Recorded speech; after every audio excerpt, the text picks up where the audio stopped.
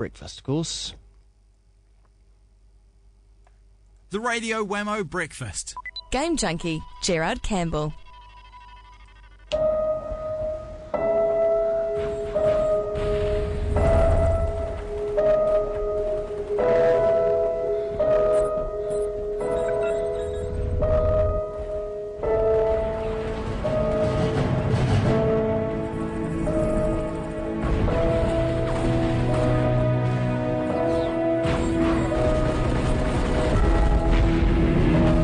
It's the emotion, it's the atmosphere, it is another Halo game, it is the final for Bungie. Doesn't mean it's necessarily the final in the series, but it could be their biggest yet. It is called Halo Reach, and Gerard Campbell at stuff.co.nz, Mr. Game Junkie, of course, has already had a good bash at it, and he joins us live from his house in Christchurch today. G'day there, Gerard. G'day, Wammo. Yes, I am. I'm live from Game Junkie House today. Our offices in town are still closed to most people, so yes, broadcasting live from my living room. Yeah, fingers crossed, no more aftershocks like we had just before going to air. Yes, well, I'm tending to sleep through a lot of them now, so yeah. You sort of get used to it. It's all old hat. It's an old hat, If it's not 5'1" and above, you just don't even bother, really. That's for sure. I don't get out of bed for anything more. No. So let's look at this. Now, you've had a few days at the controls of Halo Reach. Yeah, I have. I got Halo Reach on Friday, so embargoes on reviews lifted yesterday at lunchtime. So we can now play online if we want to. But yeah, I mean, Halo Reach, for anyone who sort of doesn't know much of the series, it's, as you said, it's Bungie's last Halo game, but it certainly isn't going to be, the last Halo game ever, because it's such a great franchise for Microsoft.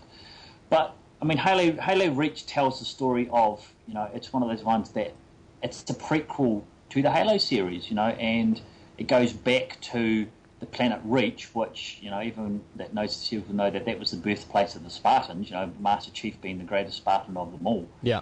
And, you play a member of your Noble 6, who's a member of Noble Team, and, the Spartan models that you are, you're sort of the model before the Master Chief. And this one here, I mean, essentially it's the planet of Reach, and the Covenant have invaded Reach, and you now have to take the fight to the Covenant, and I think personally for me, and I think a lot of people think too, that this is, Bungie's greatest Halo game, It's... What have they done to make it even better than, say, Halo 3? Well, I couldn't really get into Halo 3. I think, maybe whether it was because the Master Chief was this, super soldier who was, almost all conquering. But I think that, Halo Reach has added more of a human element to the series. But, it's got really more varied gameplay, There's some really nice touches. And we've seen, and I've sort of done it in previews in the past, there's now short space combat sequence, which is incredibly well done, and it just adds a lot of variety to the gameplay. It's not just all run and gun, and Bungie have tweaked things a wee bit so that the enemy AI is a lot more smart this time. So and there are a lot more. They've brought back the Covenant elites, which those really super strong Covenant forces, and they react a lot more aggressively to your tactics this time. So you're going to have to be a lot more tactical in Halo Reach.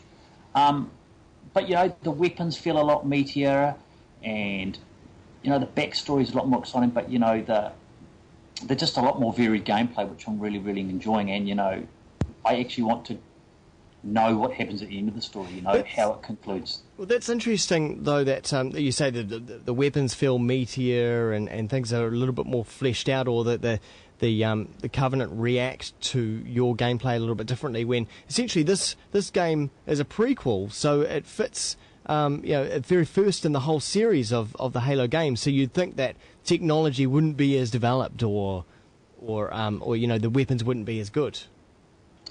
Yeah, but I guess, and the great thing with game development is that, the way technology-wise things have moved forward, so I guess we can, I guess you could also almost look at it in the same aspect that, the Star Wars prequels too, as bad as they were. Right. They tend to have a lot more better technology than what the following Star Wars films did. But I think that what this has given Bungie a chance to do is a chance to really flesh out the Halo story, so that there is a lot more to it than just the Master Chief. Yeah. That it's not just one man taking the fight against the Covenant. Although there are a few moments in this one where you are on your own and you are having to sort of deviate off the beaten path. And at times it falls into that, familiar Halo territory. But there's no mistake that fans who love this series, I severely suspect that no one will be disappointed in this one. Yeah. What about the emotion itself? Something that Halo was very good at doing was being able to draw you in through its cinematics, its soundtrack, and the storyline.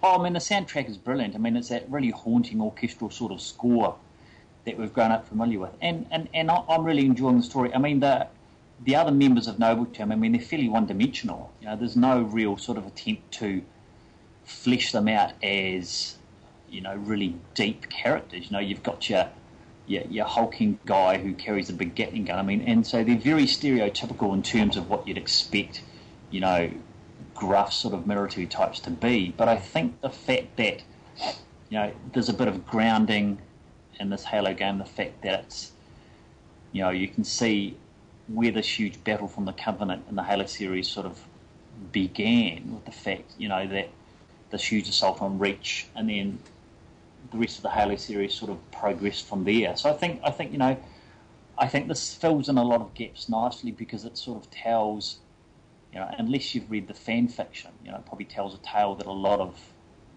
Halo players sort of didn't really pay much attention to. Yeah.